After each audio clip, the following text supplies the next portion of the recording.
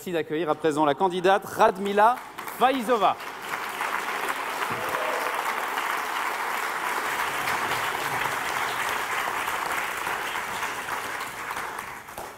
Radmila, vous connaissez les règles du concours. Vous savez qu'à votre top, quand vous direz « je suis prête », le chrono va s'enclencher jusqu'aux 180 secondes.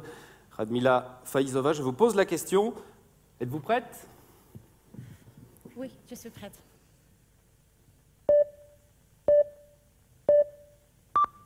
La radioactivité, synonyme de l'explosion nucléaire et des mutations génétiques en quelque chose de vert et brillant dans l'obscurité, mais qui est en fait un phénomène naturel présent dans l'air que nous respirons, nourriture que nous mangeons, moi, vous, tout est radioactif. La plupart des radiations naturelles trouvent leurs origines dans l'uranium, le croque-mitaine du tableau périodique. Cet élément, il n'y a pas de meilleure réputation, mais sans cette dernière, nous ne pourrions pas avoir énergie nucléaire, le rêve d'énergie propre et sans limite.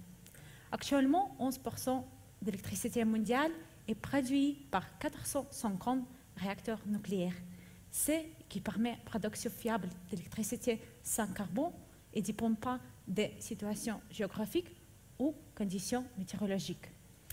Mais ce n'est que la moitié de l'histoire. Il y a un aspect désagréable, l'extraction de l'uranium, le traitement et le stockage des déchets nucléaires. Ce sont deux moyens pour l'uranium de pénétrer en environnement à des concentrations dangereusement élevées. Si cela se produit, l'uranium réagit avec l'oxygène d'atmosphère et s'oxyde en forme très soluble, appelée uranium-6. De cette façon, l'uranium peut se déplacer avec les rivières et les eaux souterraines pénétrant en ressources en eau.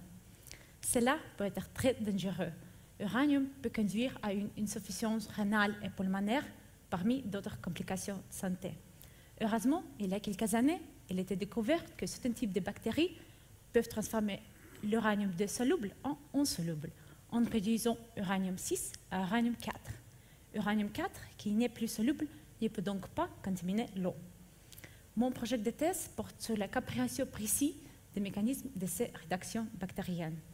Notre idée était que uranium-5, l'espèce entre uranium-6 et uranium-4, peuvent jouer un rôle clé dans ces mécanismes. Mais jusqu'à présent, ce n'était pas possible de tester cette hypothèse car cette molécule était considérée comme instable dans l'eau. Nous avons donc décidé de stabiliser uranium-5 en attachant différentes molécules organiques, ce que nous appelons ligandes, afin de le protéger des influences destructives de l'eau. Après de nombreux essais en laboratoire, on a pu trouver la combinaison parfaite de cette ligande pour fabriquer la première espèce d'uranium-5 stable dans l'eau.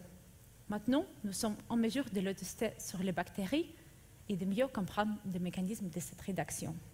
Et bien que l'éclat dans l'obscurité puisse être pratique, je crois qu'il faut l'éviter à tous les prix.